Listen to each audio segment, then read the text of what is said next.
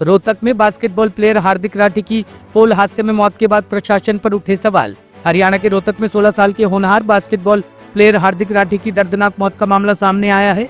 घटना उस समय हुई जब 780 किलोग्राम भारी वजन का पोल उसके सीने पर गिर गया। हादसे के बाद जब प्रशासन की आंख खुली तो कार्रवाई के नाम पर केवल डिस्ट्रिक्ट लेवल के अधिकारी को सस्पेंड किया गया। हार्दिक राठी के परिवार और स्थानीय नेताओं का कहना है कि ये सिर्फ लीपापोती है, इससे पीड़ित खिलाड़ी को न्याय नहीं मिलेगा। सांसद दीपेंद्र हुड्डा ने भी पत्रकारों से बातचीत में कहा कि ये प्रशासन की गंभीर लापरवाही है और सरकार को ठोस कदम उठाने की जरूरत है। लापरवाही ऐसी है कि 2023 में ग्रांट आई थी इनकी उसकी रिपेयर की, तो इनकी रिप्रेजेंटेशन भी भेजा, ये कोच भी है उसके, तो उन्होंने कहते रहे कि अभी कराएंगे, लेकिन इसकी डेथ होनी चाहिए और कुछ नहीं, ऐसे गिरा है। आपने शायद इसका वो देखा होगा, तो कोई चांस ही नहीं मिला।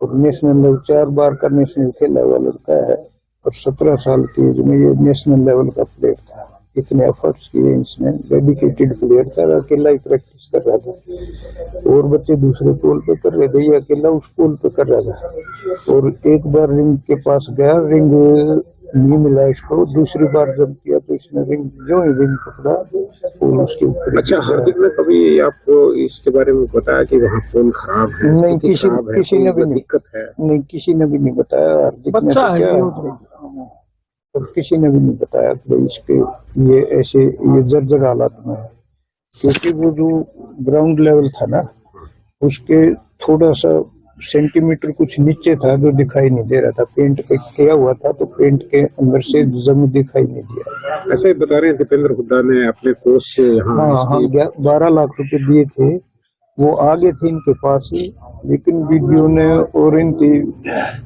कोई खास ऑफिशियल ने इस पे ध्यान नहीं दिया। रिप्रेजेंटेशन भी दी खिलाड़ियों ने कि भाई इसको ठीक करा दो, ये काफी पुराने हो गए हैं और ये हादसा हो सकता है, लेकिन कोई वो नहीं किया। पैसे किसके पास आने थे? वो तो डेवलपमेंट उसके पास, जिला परिषद में आने थे, DRDO के पास, तो उसके पास आ चुके थे पैसे तो काफी दिन से पहले से ही।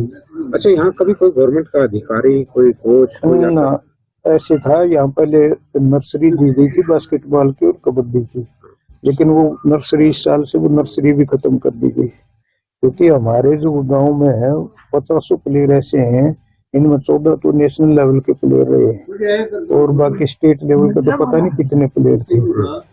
यहाँ तो जन्मजात बास्केटबॉल है इनके DNA में। फिर खेल अधिकारी, जिले का कोच जो बास्केट का है? ना, कोई नहीं आता था। ये जो अपने सोशल वर्कर है, जिस तरह से पुराने खिलाड़ी हैं तो यही खिलाते थे और कोई गवर्नमेंट की तरफ से कोई वो नहीं आ रहा था। क्या मांग करते हो आप? हम तो ये मांग करते हैं कि यहाँ नर्सरी भी होनी चाहिए, जो इतने प्लेयर देता है कि नेशन के लिए, तो कम से कम एक नर्सरी तोड़ने की बजाय यहाँ तो और अपग्रेड करनी चाहिए थी कोई नर्सरी, और सीनियर के लिए पहले नर्सरी दे रखी थी, वहाँ कोच लगा रखा था, उसको पेमेंट मिलती थी गवर्नमेंट की तरफ से, लेकिन इस साल से तो वो भी खत्म कर दी। तो कहते हैं कोरम पूरा नहीं था। कोरम यहाँ भी पूरा नहीं है तो कहीं नहीं होगा, यहाँ भी कोरम पूरा नहीं है, इतने खिलाड़ी दिए हैं। अब 14 नेशनल प्लेयर थोड़ी कम लगे, एशियाड खेले हुए हैं 2 तो हमारे गांव के इंटरनेशनल प्लेयर हैं, तो यहाँ भी अगर कोरम पूरा नहीं होता तो मेरे हिसाब से तो कहीं पूरा नहीं होगा। तो कुल मिलाकर कौन जिम्मेवार है इस हादसे का? देखो, ये तो आप भी अंदाजा लगाओ कौन होगा। एडमिनिस्ट्रेशन जब कोई ध्यान ही नहीं दे रहा तो एडमिनिस्ट्रेशन ही जिम्मेवार है, और तो कौन होगा। यहाँ तो गांव में चंदा इकट्ठा करता है, ये यहाँ स्पोर्ट्स यूथ वो बना रखी है, वो चंदा लोगों से इकट्ठा करते हैं और तब ये चला रहे हैं। क्या मांग करते हो? हम तो ये मांग करते हैं कि भाई इतने प्लेयर जो प्रोड्यूस करता है गाँव, वहाँ तो बहुत ज्यादा। किसी पे कार्रवाई की मांग करते हो? कार्रवाई तो आप देखो किस पे क्यों है, हम तो कह नहीं सकते, लेकिन ये तो गवर्नमेंट को भी दिखाई देता है कार्रवाई होनी चाहिए कि नहीं होनी चाहिए। ये तो हमारे कहने से ना को करे, ना हमारे कहने से कोई कुछ होना है, तो ये तो गवर्नमेंट में ही सोचना पड़ेगा कि भाई हम क्या करें, इसके वो रेमेडीज होंगी। ऐसे तो नहीं होगा कि भाई हम कह देर कर दें। तो ये तो आप देखो ना, सब आप पत्रकारों के सामने भी और सभी के सामने ये हादसा हुआ है, और किस तरह से हुआ है इसकी रेमेडीज तो गवर्नमेंट ने निकालनी, हमने तो नहीं निकालनी। एडमिनिस्ट्रेशन का हिस्सा ही जिम्मेवारी बनती है। अब हम तो एडमिनिस्ट्रेशन को ही कह सकते हैं, क्योंकि हम अपने लेवल से जब इतने एफर्ट्स कर रहे हैं, पैसे भी देते हैं, बच्चों को खिलाते भी, सारी तरह की करते हैं, तो हम किसको क्या कहें। हम तो गवर्नमेंट नहीं दे रही तब भी हमने कोई वो नहीं भाई, हम तो अपनी तरफ से एफर्ट्स करते रहेंगे। और जब तक हमारे बच्चे खेलते रहेंगे, यहाँ 50-60 बच्चे खेलते हैं, इससे ज्यादा क्या नॉर्म होगा आप बताओ। इससे ज्यादा दुखद घटना नहीं हो सकती जब हमारे देश की बास्केटबॉल टीम में चयनित हमारा एक नौजवान, उसको अपनी जान गंवानी पड़ी हो। जिस नौजवान के दिल में सपना हो कि देश का झंडा ऊंचा करेगा, देश का झंडा बुलंद करेगा, देश के लिए मेडल लेके आएगा, हम सबको गौरवान्वित करेगा, आज इस हादसे में उसको अपनी जान देनी पड़ी। और क्यों?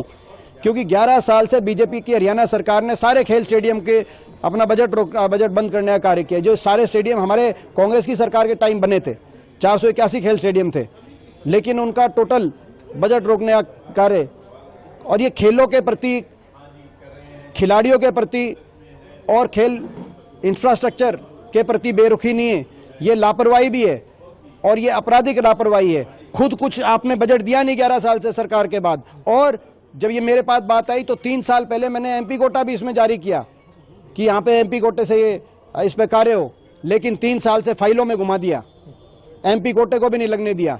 क्यों? क्योंकि मैं विपक्ष का सांसद हूँ और मैं इनके निशाने पे रहता हूँ। लेकिन आज मैं समझता हूँ कि जो इस सरकार की नीति और नीयत जिस तरह से विफल हुई है और जिस तरह आज इसकी हमारे को दिल में इतनी पीड़ा है, आज उसका जीता जाता सबूत है।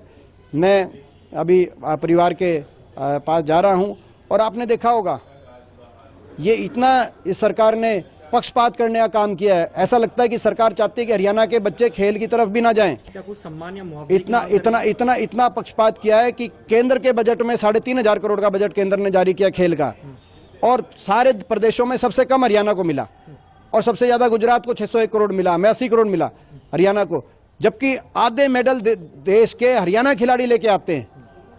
इससे ज्यादा पक्षपात, और मैंने संसद में भी ये बात उठाई उस समय, लेकिन इससे ज्यादा मैं समझता हूं कि सरकार की नीति और नियत हरियाणा के खेल और खिलाड़ी के प्रति कैसी है, बार बार इसका उदाहरण देश देख रहा है। क्या कुछ सम्मान या आर्थिक सहायता की मांग आप करेंगे? तो मैं वहीं एक बार परिवार से। टॉप स्टोरी ब्यूरो के लिए दिल्ली से हेमंत कुमार की रिपोर्ट।